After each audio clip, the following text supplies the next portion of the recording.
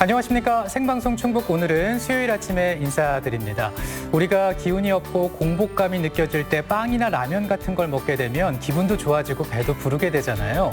이게 몸 안에 탄수화물이 들어오면 혈당이 높아지고요. 또 뇌에서 엔도르핀을 분비하기 때문에 기분이 좋아지는 거라고 하네요. 네, 그러니까 자꾸 먹게 돼서 살이 좀 찌기도 하는데요. 네. 중요한 게 있습니다. 그 다음부터가 문제인데요. 먹고 난 다음에 올라간 혈당은 갑자기 막 내려가게 되고요. 공복감을 느끼게 된다고 합니다.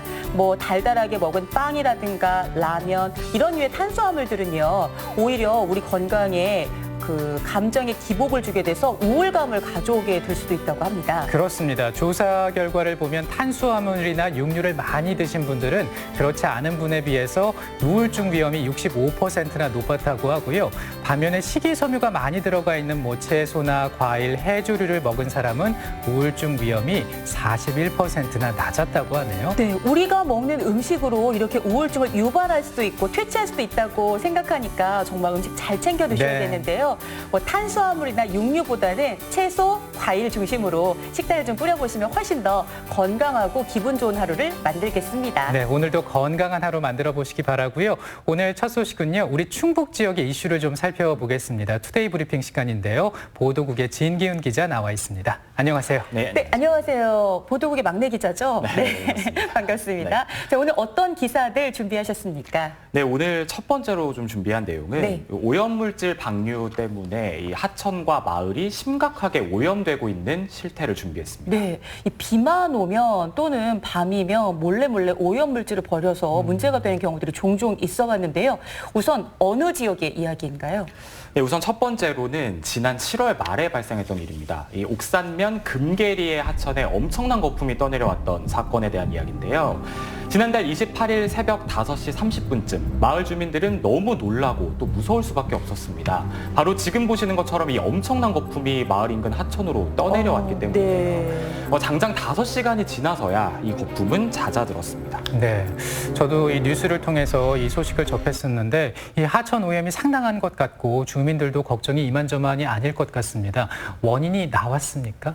네, 사건 발생이 보름이 지났고 또 거의 한 달여가 되어가는데 사실상 원인은 찾지 못한다는 게 결론입니다. 관할 지자체가 오염물질이 최초로 방류된 걸로 보이는 곳을 찾긴 찾았습니다.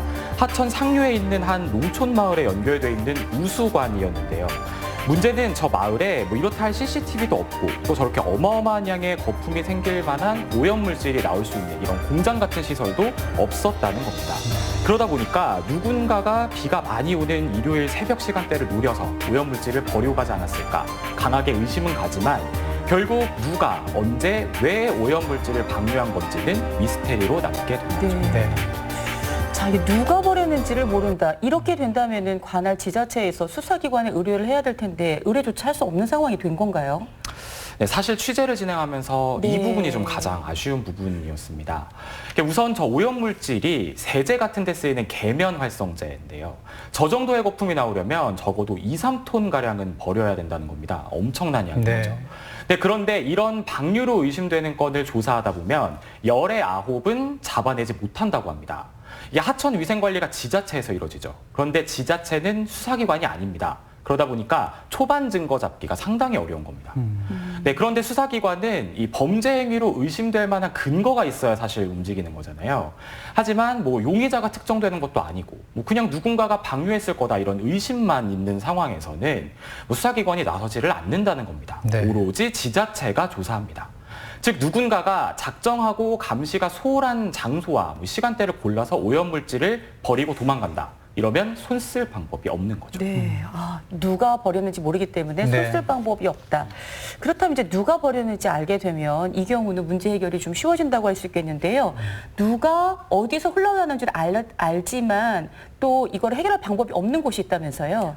네, 바로 괴산군 사리면에 있는 한 마을의 이야기입니다. 이 마을의 하천은 비만 내리면 가축 분뇨가 섞인 물이 흐르는데요.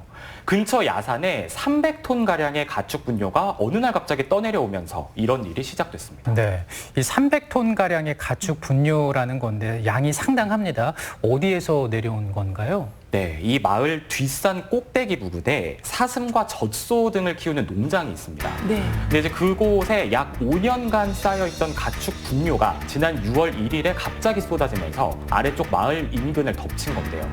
농장주는 단순 실수로 일어난 일이고 관할 군청에서 내린 조치 명령을 나름 이행하고 있다 이렇게 밝히고 있는 상태입니다. 네, 이 군청에서 이제 조치 명령을 내렸다면 아무래도 이제 분뇨를 치우라는 것이었을 텐데, 근데 양이 어마어마하거든요. 이게 개인적으로 혼자 할 수 있는 일이 아닐 것 같은데요. 네, 굉장히 어려운 일이라고 네. 봐야 합니다. 사실 저 사태가 벌어진 직후에 군청에서 농장주에게 분뇨를 치우라는 조치 명령을 내렸습니다. 그런데 농장주가 뭐 이런저런 이유를 대면서 그 명령을 제대로 이행하지 않았고요. 결국엔 비만 오면 저렇게 분뇨 섞인 물이 마을 하천으로 흐르는 이런 상황이 이르게 된 겁니다. 뭐 이 상황이 이렇다면 뭐 군청이 농장에 대한 허가를 취소하는 등 이런 강력한 조치를 하면 되지 않느냐 싶으실 텐데 이게 또 행정 절차가 그렇지 않습니다. 네. 이게 우선 저 농장주가 고의로 저렇게 분뇨를 버렸다 이게 입증이 되면 바로 강제 조치를 할 수 있습니다. 그런데 농장주는 실수였다 이렇게 주장하고 있죠. 고의성 입증이 쉽지 않은 겁니다. 그러다 보니까 분뇨 치우고 오염된 곳 원상복구하라는 조치 명령을 내리게 될 수밖에 없는 건데 네. 근데 이런 명령을 4번 내려야 합니다. 그래야지 지자체에서 뭐 허가를 취소하는 등의 강제 조치를 할 수 있게 되는 겁니다. 네.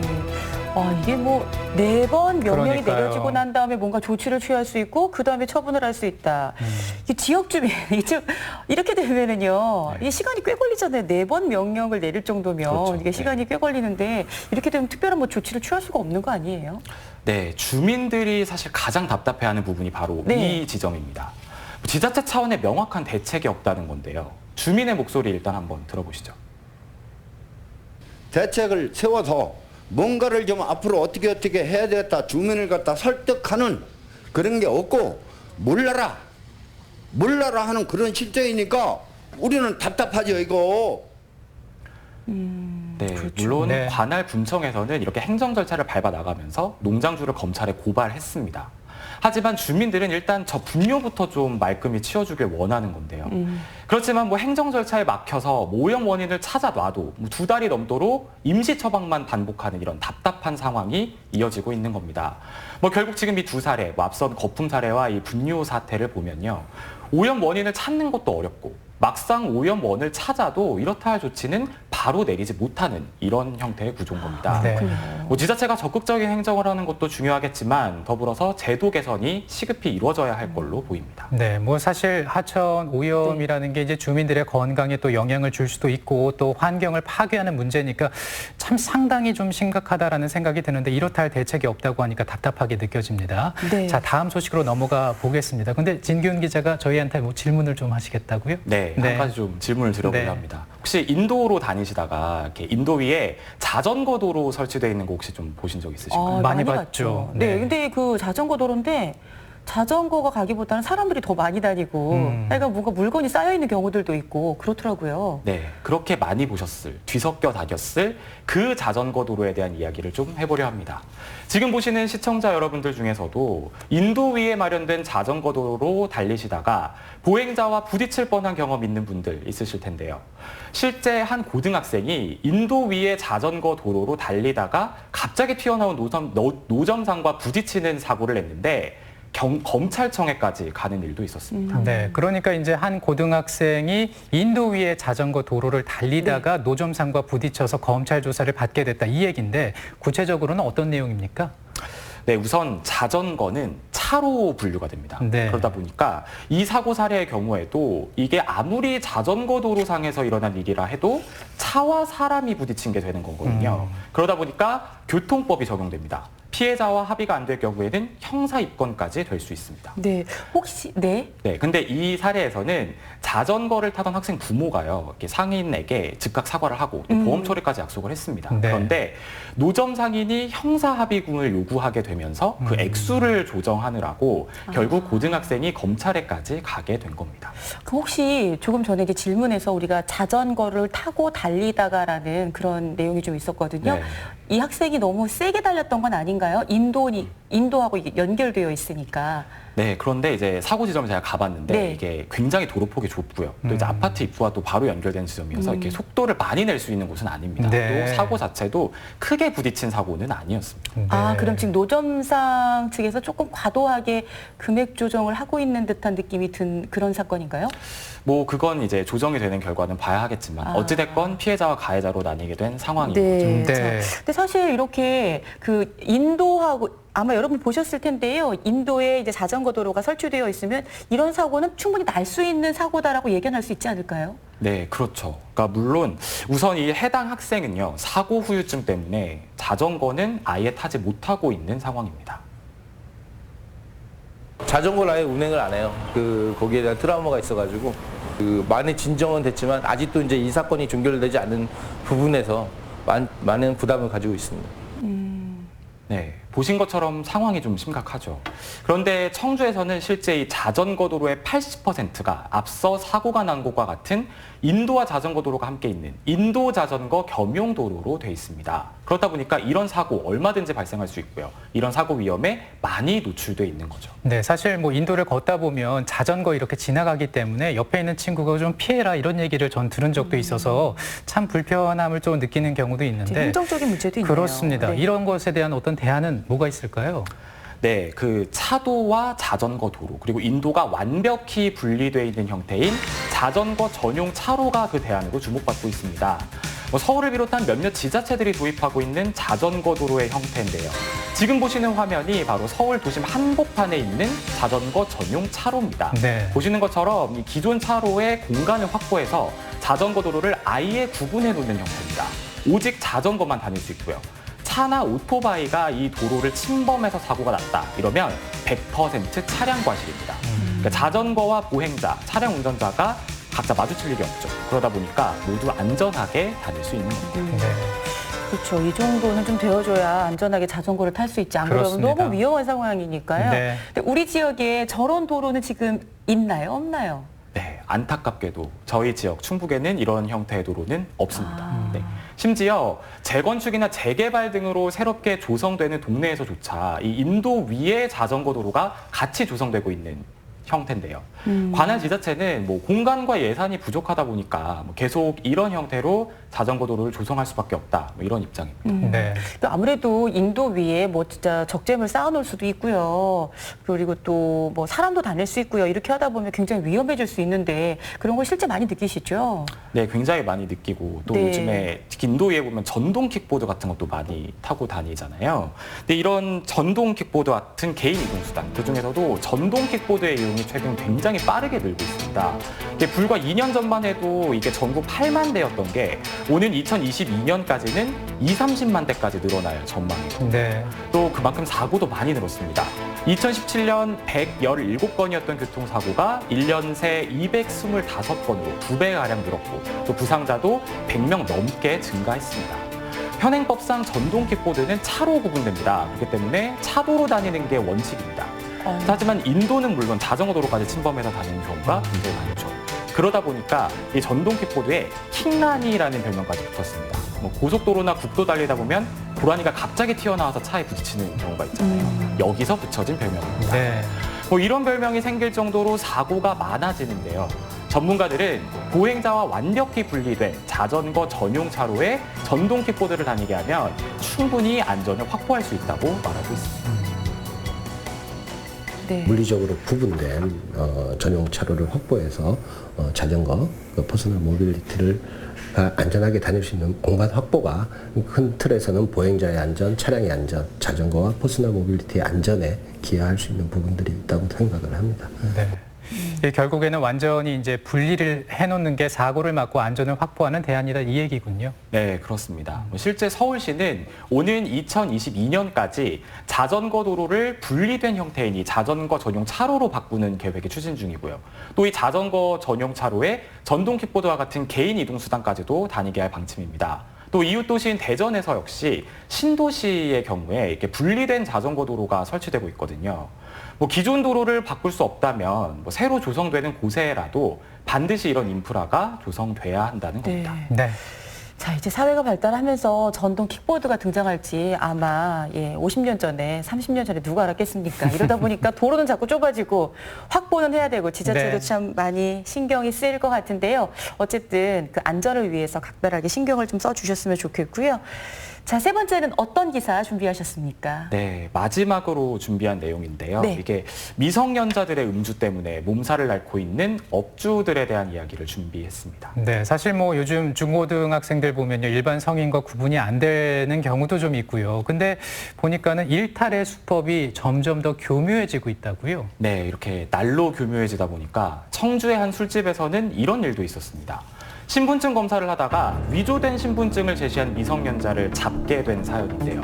그런데 이 신분증을 위조한 방법이 정말 교묘합니다. 간단히 설명을 드리면 한 성인이 신분증을 잃어버렸다면서 주민센터를 찾아갑니다. 자신의 이름과 주민등록번호, 또 주소와 지문으로 본인 확인을 하게 되고요. 이때 본인이 아닌 전혀 엉뚱한 미성년자의 사진을 제출하는 겁니다. 이렇게 발급받게 된 신분증에는 이 재발급을 신청한 성인의 주민등록번호와 같은 이 성인의 개인정보가 찍혀 있고 사진만 미성년자의 사진이 박혀 있는 겁니다. 뭐 이 사진 속 주인인 미성년자가 이렇게 위조된 신분증을 들고 다니면서 성인인 척하고 술집에 들어가 술을 마시는 겁니다. 근데 이게 더 큰 문제는 어쨌든 정식 절차를 밟아서 주민센터에서 발급된 신분증이잖아요. 그러다 보니까 신분증 감별기도 문제없이 통과한다는 겁니다. 아니, 어떻게 그런 일이 생길 수 있을까라는 생각을 해보게 되는데, 사실 그 사진 속에 인물이 또 있고 재발급을 받으러 온 사람이 이제 있는데, 이게 같은지 다른지 구분할 수 있는 거 아니겠습니까? 근데 다른지 몰랐나 봐요. 네, 신분증 발급받아 보시면 네. 사진 확인은 공무원들이 육안으로 하잖아요. 그렇죠. 네. 공무원의 육안으로 사진 확인이 이루어집니다. 그런데 요즘 포토샵 같은 것들이 많아지면서 실제 얼굴과 또 사진이 좀 다르게 나오는 경우들이 있잖아요. 이번 경우에도 해당 주민센터 측에서는 신분증을 재발급받으러 온 성인과 그 사진 속 인물이 너무 닮아서 구분이 쉽지 않았다는 겁니다. 네. 또 결정적으로는 지문으로 본인 확인을 했는데 그게 확인이 됐기 때문에 의심 없이 신분증을 발급해줬다는 겁니다. 네. 네. 사실 뭐 직원도 몰랐을 너무 닮았을 수 근데 어떻게 발견됐어요? 이거 여담인데요. 아, 이게 사실은 그 업주가 이제 아는 미성년자였다고 합니다. 근데 이제 이 아이가 이제 분명히 신분증상의 이름이 아닌데 네. 엉뚱한 신분증을 내밀는데 사진은 그 사진이 박혀 있는 형태였던 거죠. 음. 그래서 운이 좋게 좀 잡게 된 케이스입니다. 그렇군요. 아니, 만약에 몰랐다면, 업주가 모르셨다면은 이게 다 업주의 책임으로 돌아올 수 있는 거잖아요. 현실적으로 업주가 만약에 발견을 해내지 못하면은 속았잖아요. 주민증을 이제 발급받은 상태인데, 그러면 다 책임은 업주에게 돌아가게 되어 있죠. 네, 뭐 고의로 팔았든 네. 속아서 팔았든 어쨌든 미성년자에게 술을 팔았다는 게 적발되면 업주는 기본적으로 영업정지와 같은 행정처분을 받게 됩니다. 단 이 처분을 경감시키거나 아예 면할 수 있는 방법이 있긴 합니다. 업주가 미성년자가 신분증을 이렇게 위조해서 이런 방법으로 나를 속이는 바람에 내가 술을 팔게 된 겁니다. 이런 점을 충분히 입증하는 방법이 있습니다. 그런데 문제는 입증하는 방법이 좀 문제인데요. 신분증을 확인하는 장면이 담긴 CCTV 영상이나 뭐 재발 방지 대책, 뭐 우리 가게는 평소에 이렇게 미성년자 음주에 조심했습니다. 이런 걸 입증할 수 있는 증거들을 있는 대로 모아서 검찰과 법원 등을 오가면서 업주가 직접 입증해야 하는 겁니다. 네. 또 근데- 밤에 장사를 하는데 낮에 그렇게 입증을 하러 돌아다니고 그렇게 한다는 것 자체가 일단 이해가 좀 안 가고 또 어떻게 될지도 모르는 거니까 그거는 저희가 판단하는 게 아니잖아요.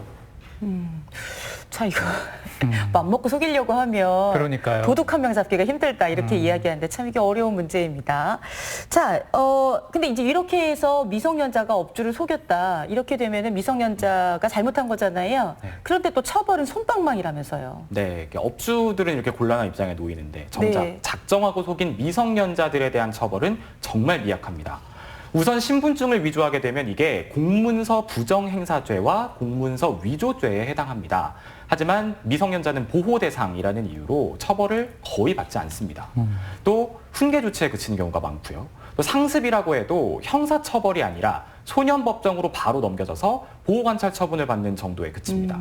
이렇다 보니까 정작 죄를 지은 사람에게 처벌이 가볍잖아요. 네. 그러다 보니까 미성년자 음주가 뿌리 뽑히기는커녕 더 늘어나고 엉뚱한 사람만 피해를 본다. 이런 지적이 끊이지 않는 겁니다. 네. 우리나라의 상황은 이렇고요. 그렇다면 이제 외국의 경우는 어떤지 궁금해지는데요. 이런 청소년들에 대해서 외국은 어떻게 처벌을 하고 있습니까? 네, 우선 영국의 경우를 좀 설명을 드리면 미성년자가 영국에서 3번 이상 술을 구매하거나 마시는 게 적발되면 5,000유로, 우리 돈으로 약 650만 원이 최대로 벌금이 부과될 수 있습니다. 네. 또 경찰에 체포돼서 전과 기록이 남을 수도 있고요. 미국 역시 대다수 주에서 청소년들에게 벌금형을 내리고 있습니다. 또 일부 주에서는 금고형까지 내립니다. 우리나라보다 처벌이 상당히 무겁죠. 물론 미성년자가 보호해야 할 대상이긴 합니다. 하지만 시대가 변하고 있고요. 또 무엇보다 엉뚱한 사람들이 피해를 보는 일을 막으려면 이 미성년자들에게 경각심을 심어줄 수 있는 보다 강력한 처벌이 도입돼야 한다. 이런 목소리에도 귀 기울일 필요는 있어 보입니다. 네. 이 정말 근절이 돼야 하는 문제고요. 그리고 미성년자들이 좀 경각심을 가질 수 있는 대책 마련도 필요해 보입니다. 자, 오늘 우리 한 주간의 이슈에 대해서 좀 살펴봤습니다. CJB 보도국의 진기훈 기자와 함께했습니다. 고맙습니다. 네, 고맙습니다. 네, 수고하셨습니다.